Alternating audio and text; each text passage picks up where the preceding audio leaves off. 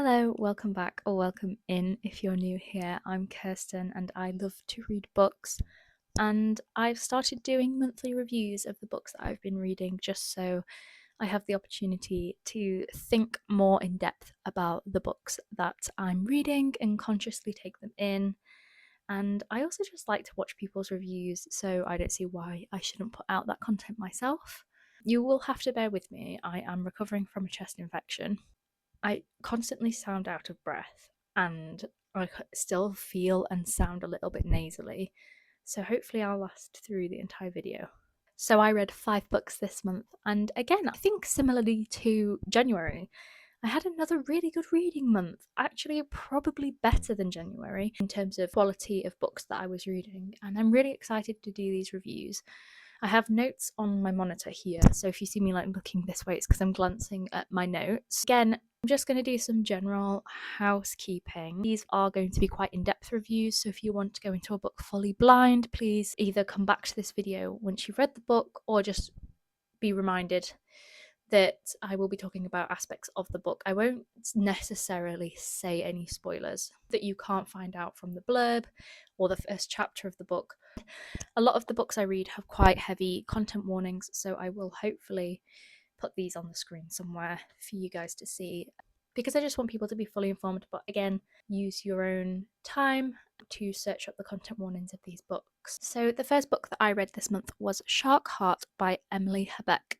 This book is a literary fiction and romance, and as a general synopsis, a few weeks after Lewis's wedding, he receives a rare diagnosis. He will retain most of his consciousness, he will retain his memories and his intellect, but he will physically turn into a great white shark.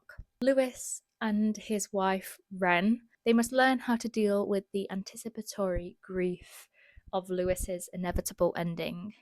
Let me tell you, if you are an emotional soul, I think this book will rip you apart. It did for me. It really, really hit me hard.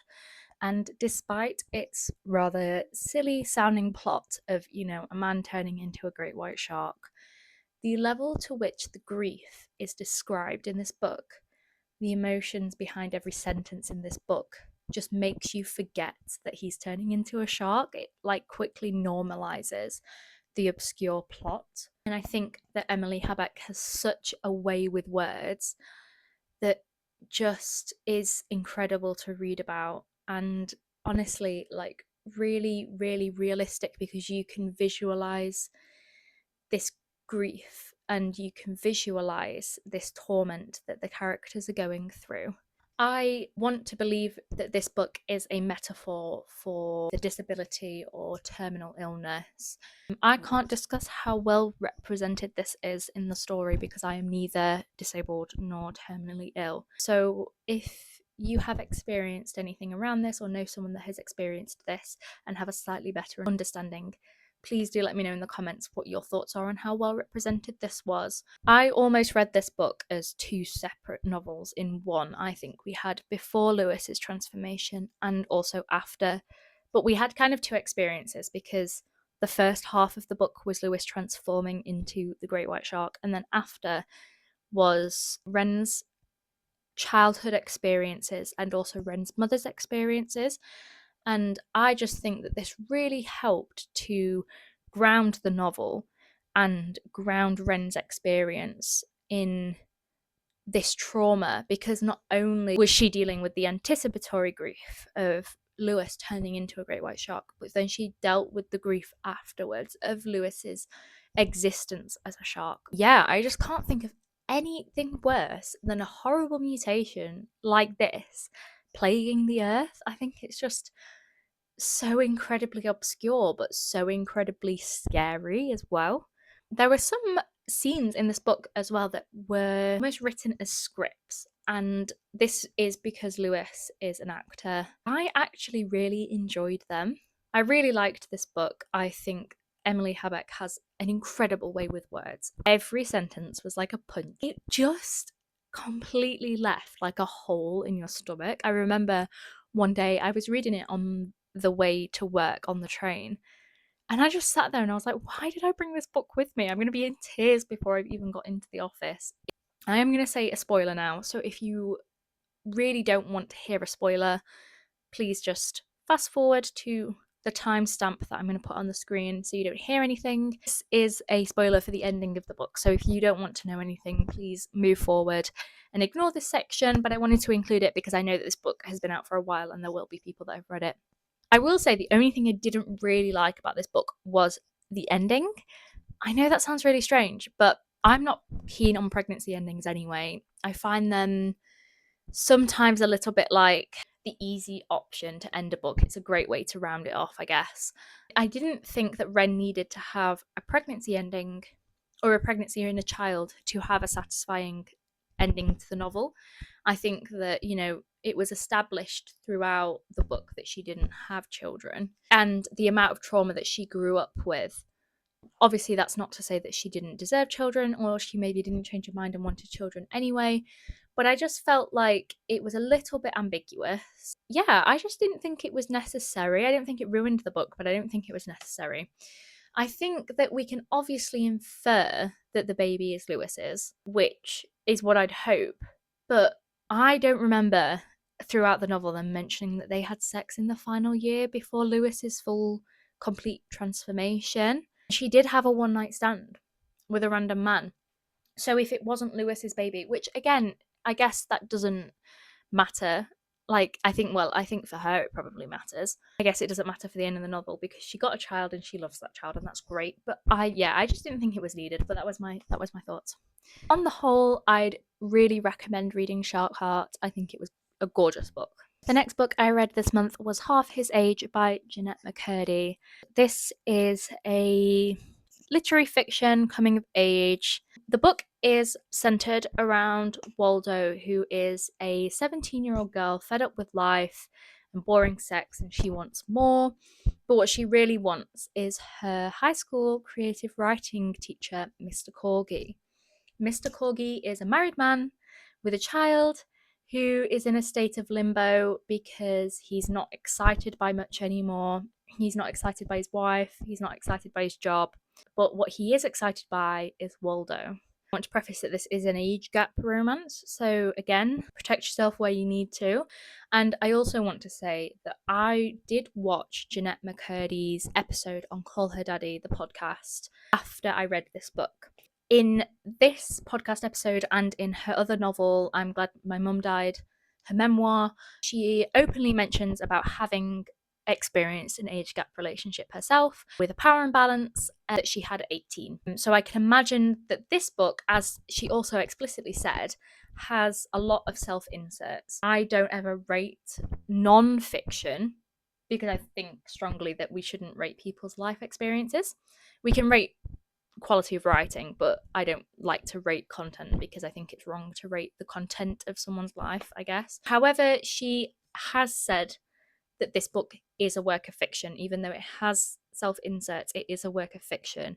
So I don't mind critically analysing this. The first thing about this book that I wanted to note is that it has incredibly strong themes. Obviously, the main theme being a relationship which is inappropriate and has an incredibly awful power dynamic. But not only is that the main theme, there is also a very, very heavy theme of desire in this book. Not just between the two main characters, Waldo and Mr. Corgi, but also Waldo's desire to be seen, her desire to be loved, and her desire to be wanted. Then the lengths she will go to for those things, and how that is a very realistic view for many women in the world. At the start of the novel, we're placed to understand that Waldo wants more from life. She has a very complex relationship with her mother, and she has no present father in the home, so she's also living in a sort of a state of limbo.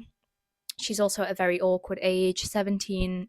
We're experiencing new life experiences, but also still very naive and new to the world, I guess. We learn quite quickly that she has to basically raise, look after, and care for herself. And occasionally that passes over to caring for her mother as well when her mother is experiencing breakups with her various amount of boyfriends. I want to personally say that I think her obsession for Mr. Corgi happened very, very quickly. This leads me to my first qualm of the book, I suppose, and that is that I think their obsession for each other and the start of their relationship happened far too quickly. With relationships like this, usually the loitering and the yearning are themes that remind us that this relationship is incredibly wrong, because you get a lot of inner dialogue from the characters, and the more inner dialogue you get, the better understanding you get around the characters' experience with this relationship. We didn't really get much of that. We didn't get much of that yearning, and we also didn't get really a deep understanding of Mr. Corgi's experience during this relationship, especially at the start of it, and if he has an argumentative experience believing that what he's doing is morally wrong. You know, there's hints to it right at the start, but they're very quickly brushed over. His desire just overtakes him, which I understand that completely must be a real experience for many women. But yeah, I think that yearning aspect of them wanting each other but understanding that they can't have each other because it's wrong is what reminds you and grounds you in a book like this, and I think we missed quite a bit of that.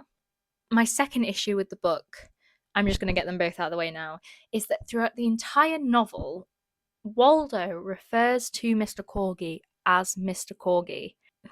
A slight spoiler, I guess, for their relationship. If you want to go into it blind, please just skip over this bit.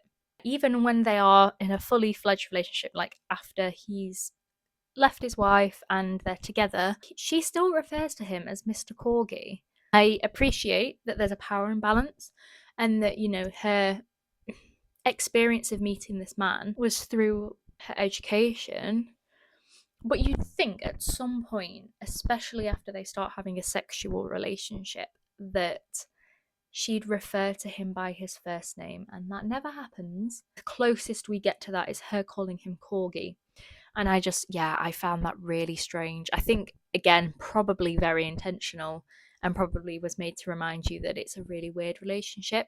Aside from those bits, what I did love about this book was the representation of female devotion and self-sacrifice and limerence, I guess, in this novel. I think Jeanette pretty perfectly captured the obsessive extents women will go through for even just a glimpse of attention. I think the difficulty with a book like this is that it didn't necessarily discuss the grooming aspects in great detail, and that's what I find really difficult. I think we did watch the characters. We watched Mr. Corgi have turmoil. We watched Waldo have turmoil about what she was doing, but we only saw the shell of the grooming that was occurring and making Waldo feel wanted. And I think I personally wanted more depth, but I do wish that we got a deeper understanding, especially because these are really heavy themes, really heavy topics that still massively impact a lot of women and men today, and girls and boys today. And I just personally think I'd have liked to have seen a bit more representation of that. I know that this is probably not everybody's personal taste, but I think a book that, you know, you see the grotesqueness of the grooming is My Dark Vanessa. You quite clearly and blatantly see the grooming taking place, and as an older person you can witness that and go, I know exactly what they're doing. But as a child you can't see that, and I just don't think we got that depth in this book. And that's not to say that I didn't enjoy the book. I actually found Waldo's character really entertaining. I thought that she was funny. I enjoyed the fact that she was bored, because it added to her character. She was really witty and authentic. She was very real. I will admit, I don't think Jeanette McCurdy's fictional writing style is my favourite. I wasn't a huge fan of the simple short sentences. Pretty much every sentence in this book was a simple short sentence. But I was engaged for most of the book. I wish to have seen a bit more from this, considering how much I really enjoyed reading her memoir. Again, I thought that writing was really incredible, so I'm quite surprised that I didn't enjoy the writing style in this book as much, but I'll probably still read anything else she puts out, because I think that her life experiences allow her to write in a very confronting and very realistic way. The next book I read this month was a book club pick, and it was Wild Dark Shore by Charlotte McConaughey. And this book is a literary fiction and mystery. I think some people would consider it a thriller. I didn't personally think it read like a thriller, so I would consider it more of a mystery than a thriller. This book takes place on the island of Shearwater, and Dominic Salt and his 3 children are the caretakers of this island. It's a tiny island not far from Antarctica. It's home to the world's largest seed bank. It was once full of researchers, but with the rising sea levels, the Salts are now the final inhabitants of this island, but that is until a horrible storm washes a woman upon the shore. But Rowan isn't telling the full story of why she was coming to Shearwater in the first place. After she discovers freshly dug graves and sabotaged radios, she also has a realization that Dominic isn't telling the whole truth either. So, as you can tell, we've been set up for a lovely mystery story here, but this book is so much more than a mystery. In my opinion, I think it's an incredible story. It really made me think that no matter where we are, what we're doing, in our most desolate state, we will always do whatever we can to save the planet and to save our animals. And I think that was a really lovely message throughout this entire book, because it's true. Charlotte McConaughey's writing is so lyrical, it's so alluring. I can appreciate that she definitely prioritizes style over substance. I personally don't mind that, but I can appreciate that some people probably won't enjoy that. But yes, for me, that wasn't an issue. I actually really loved it. But yes, I think her writing could definitely come off as pretentious. But honestly, it's probably my kind of writing style. There's a very strong sense of love and loss and grief in this book, and not only that, but how grief can control your life in ways that seem unimaginable. Looking at this book now, I am undecided as to whether I believe that we needed as many point of views as we got. We pretty much got a point of view for every character that existed apart from Hank, because the setting of the island was so desolate. I think it worked to have a point of view from everybody. It could have felt a bit strange if we were introduced to a character and we didn't get to see them develop or understand them any further than one character's point of view. Although we also maybe didn't need all the kids' point of views, because at times they weren't really that well developed, because they are children at the end of the day. You know, there's a 9-year-old in this book, and there's only so much experience a 9-year-old can have.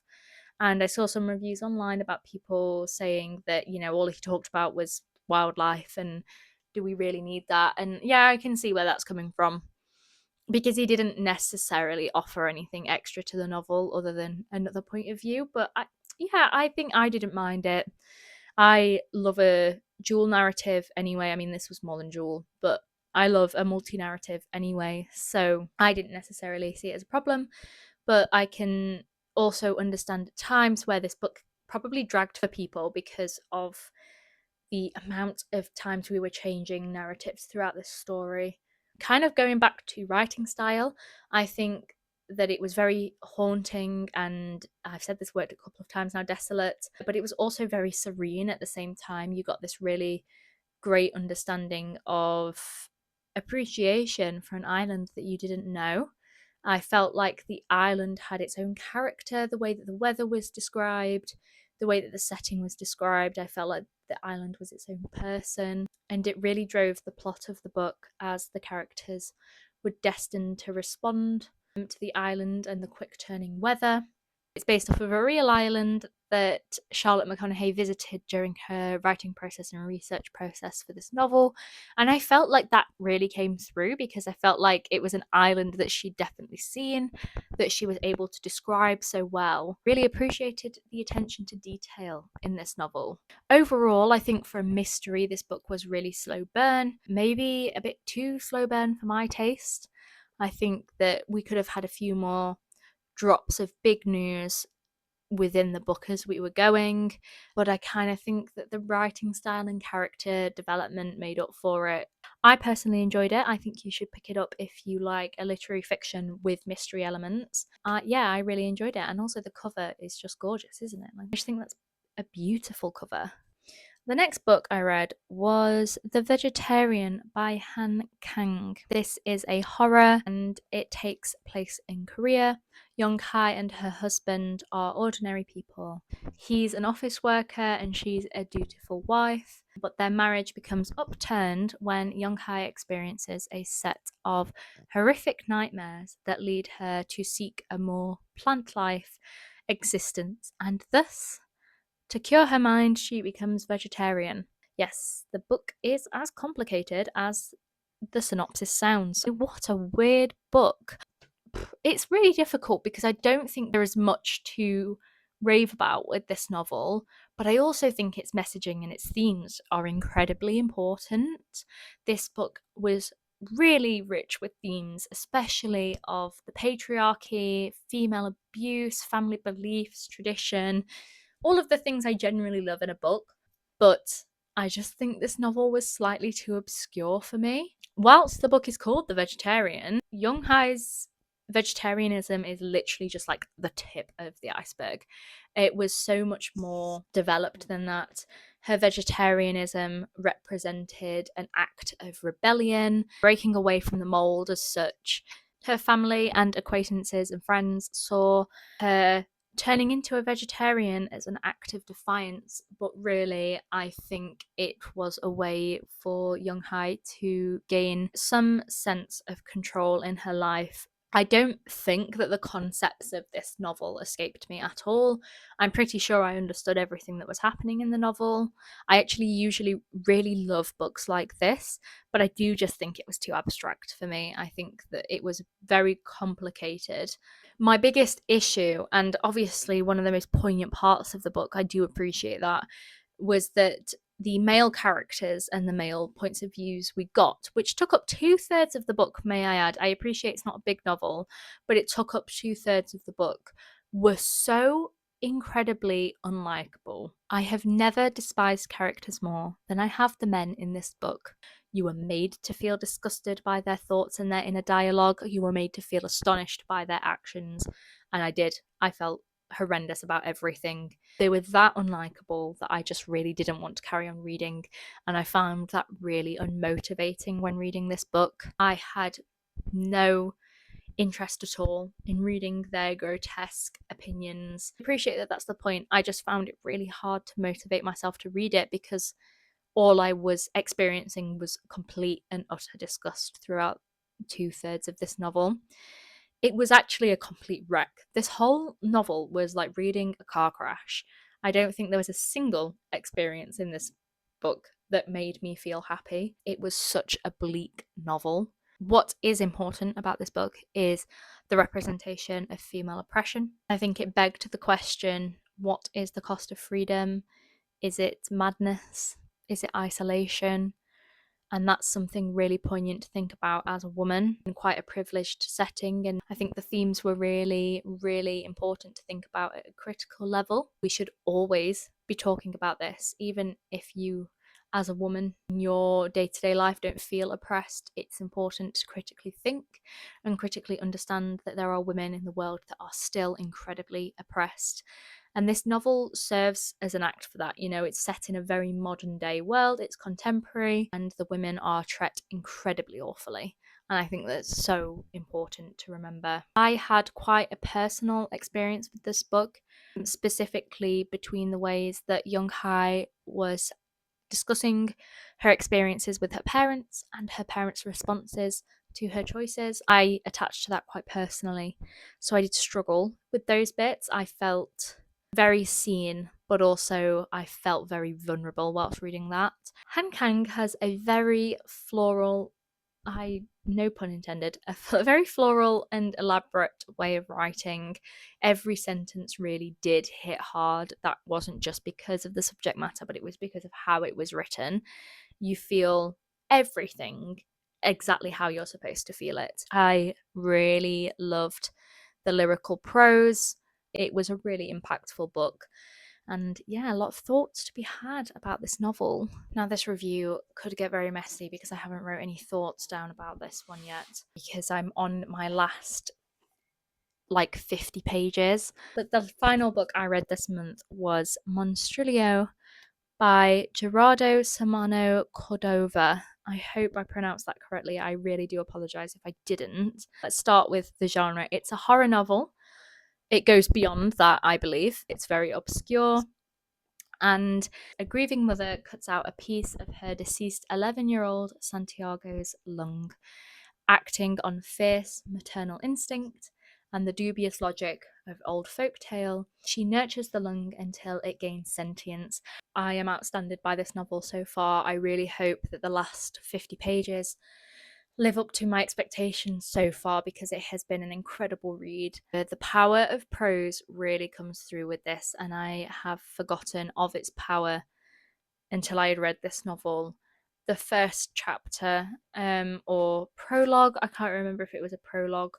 No, it was the first few chapters essentially of this book. I just sat there and I thought, well, one, what the fuck am I reading? But also how incredible that this book was written. I genuinely felt like I'd lost my own son reading this. The power of grief is incredibly written in this novel. I think that the author's way with words is exactly how I want them to be when I read novels. His writing style is incredible. I genuinely think it's one of my favourites that I've read in a very long time. The writing style of this novel was incredibly lush, it was incredibly gripping, and it was descriptive without being too distracting and too floral. This book is slow, it's sad, it burns through you like heartburn. The way that grief is explored in this novel is so poignant. I think the idea that grief can make you do very obscure things, grief can make you act very strangely, is incredibly represented in this novel. I really loved how this book was told through 4 different points of view. I think every character's point of view that we got was so needed and so incredibly well done. Every character was really distinctive and had their own sense of person, which can be really difficult to do in dual narrative books. I would just highly recommend this book. I don't think it's that scary. It is quite gory, but if you are into thrillers and horror, this I would say is more horror adjacent anyways. It's horrifying in its topics, especially around child death and things like that. But I just think if you're looking for something emotional with a really good bite to it, that's not meant to be a pun at all, you should really, really pick it up. And they were the books that I read this month for February. I really hope that you enjoyed my thoughts on these novels. If you did, please let me know. If you've read anything or disagreed with my thoughts, actually, please let me know. I love to chat to people about books. And yes, I'll see you here next month.